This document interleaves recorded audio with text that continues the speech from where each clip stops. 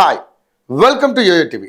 2024 తెలంగాణ రాజకీయాల్లో చాలానే మార్పులు తీసుకొచ్చింది. అయితే ఈ ఏడాది పార్లమెంట్ ఎన్నికలతో సరిపెట్టింది. కానీ 2025 మాత్రం ఎన్నికల వేడితోనే మొదలు కానుంది. వరుసగా ఎన్నికలు రానున్నాయి. అవి పార్టీలకు పెద్ద సవాళ్లే అని చెప్పాలి.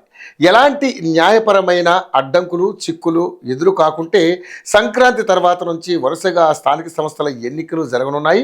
మొదట ఎంపీటీసీ జెడ్పీటీసీ ఎన్నికలు నిర్వహించడానికి ప్రభుత్వం మొగ్గు చూపుతుంది. ఆ తర్వాత సర్పంచ్ ఎన్నికలు నిర్వహిస్తారు. రాష్ట్ర వ్యాప్తంగా ఉన్న అన్ని స్థానాలకు ఎన్నికలు నిర్వహించేందుకు 20 రోజుల సమయం సరిపోతుందని అధికారులు అంచనా వేస్తున్నారు. రాష్ట్రంలో 8 మంది ఎమ్మెల్సీల పదవీ కాలం మార్చి నెలాఖరు నాటికి, మరొకరి పదవీ కాలం ఏప్రిల్ చివరిలో పూర్తి కానుంది. మొత్తం 9 స్థానాలకు ఎన్నికలు జరగనున్నాయి. ఫిబ్రవరి 2వ వారం కల్లా నల్గొండ, కరీంనగర్ టీచర్ నియోజకవర్గాల, కరీంనగర్ గ్రాడ్యుయేట్ నియోజకవర్గానికి ఎన్నికల షెడ్యూల్ విడుదల కానుంది. మార్చిలో ఎన్నికలు జరగనున్నాయి. ఫిబ్రవరి చివరి వారంలో ఎమ్మెల్యే కోట 5 ఎమ్మెల్సీ స్థానాలకు నోటిఫికేషన్ వెలువడనుంది. మార్చిలో ఎన్నికలు జరుగుతాయి. మార్చి 2వ వారం కల్లా హైదరాబాద్ స్థానిక సంస్థల షెడ్యూల్ రానుంది.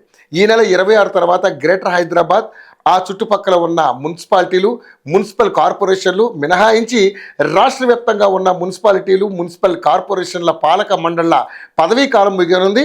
వెంటనే వాటికి కూడా ఎన్నికలు నిర్వహించడం సాధ్యం కాదు. ఎందుకంటే గత ఏడాది ఫిబ్రవరిలో పదవీ కాలం ముగిసిన గ్రామీణ స్థానిక సంస్థల ఇప్పటికే స్పెషల్ ఆఫీసర్ల పాలనలో ఉన్నాయి. వీటికి ఆ సంక్రాంతి తర్వాత ఎన్నికలు జరిపేందుకు ప్రయత్నాలు జరుగుతున్నాయి.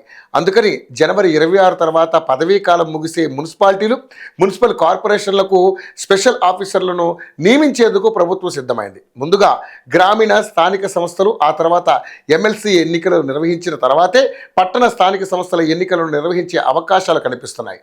వీటికి దసరా తర్వాత ఎన్నికలు జరిగే అవకాశం ఉందని అధికార వర్గాల్లో టాక్ ఉంది. అప్పటి వరకు వాటికి స్పెషల్ ఆఫీసర్లతో పాలనా వ్యవహారాలను నడిపించనున్నారు.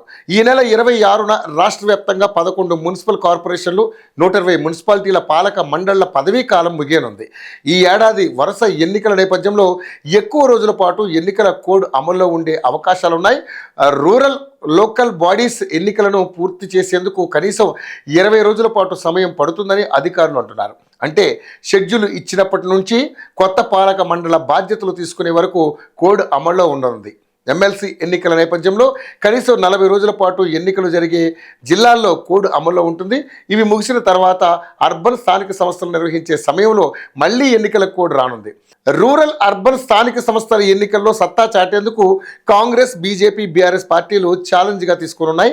ఇక పార్టీ గుర్తులతో సంబంధం లేకుండా జరిగే సర్పంచ్ ఎన్నికల్లో సైతం తమ క్యాడర్ను గెలిపించుకునేందుకు పార్టీలు ప్లాన్ చేస్తున్నాయి. లేకపోతే గ్రామాల్లో పార్టీ ఉనికికి ఇబ్బందిగా మారే ప్రమాదం ఉంది. అలాగే పార్టీ గుర్తులతో జరిగే MPTC, ZPTC, municipal corporation, councillor ఎన్నికలను 3 పార్టీలు సీరియస్గా తీసుకున్నాయి. ఈ ఎన్నికల్లో ఎక్కువ స్థానాల్లో విజయం సాధించిన పార్టీలే ఆయా జిల్లాల్లో రాజకీయంగా పైచేయి సాధిస్తుంటాయి. ఈ ఎన్నికల్లో ఏ పార్టీది పైచేయి అవుతుందో చూద్దాం.